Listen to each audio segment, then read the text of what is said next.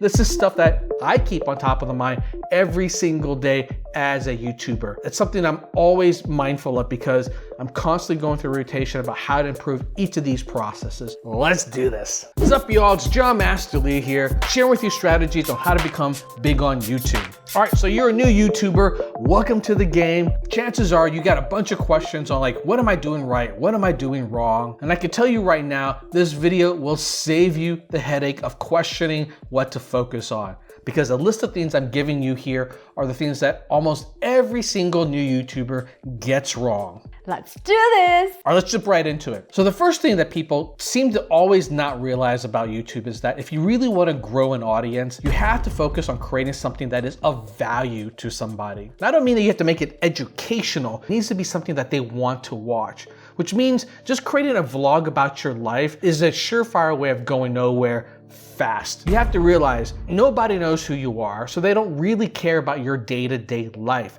Focus on something specific about your life that you think other people would find interesting. Let's say you work as a nurse.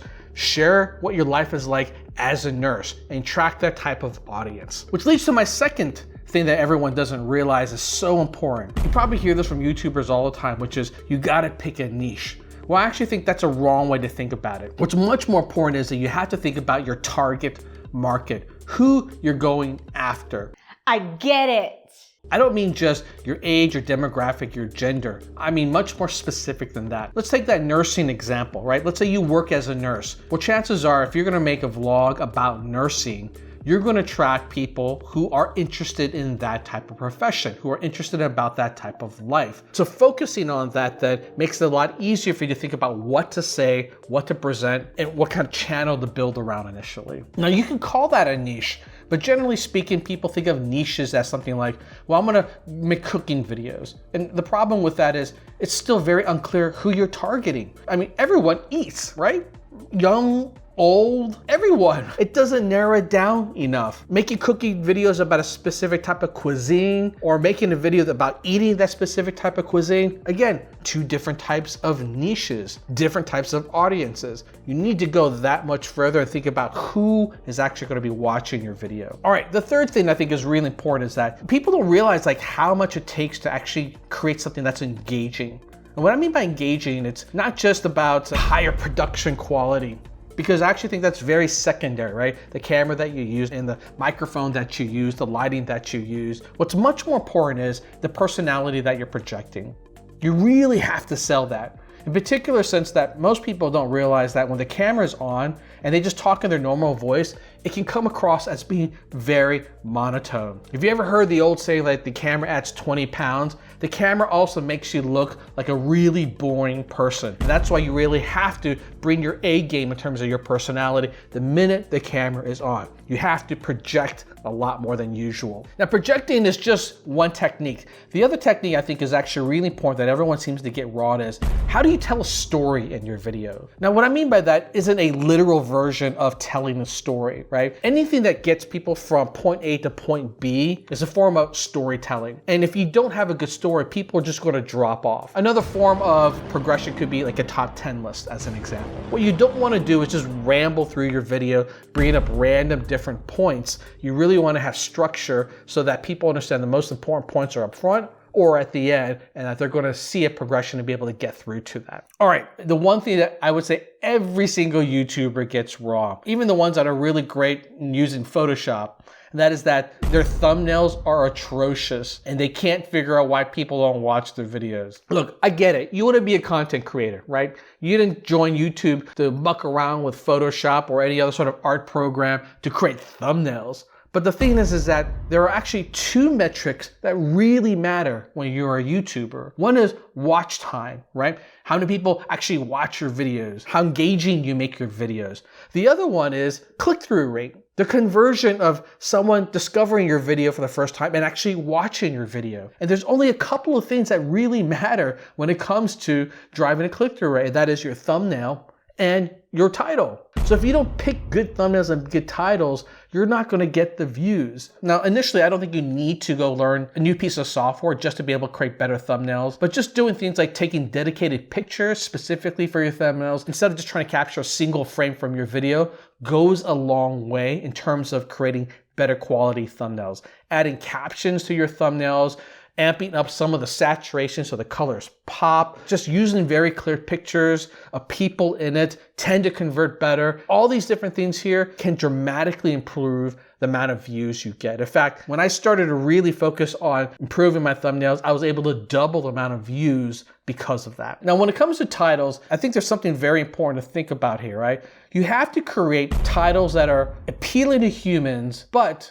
still work in terms of how the algorithm is going to sort through that data, determine who to surface your video to, which means that it's really important to include keywords into your title, right? Keywords are the kind of things that people search on.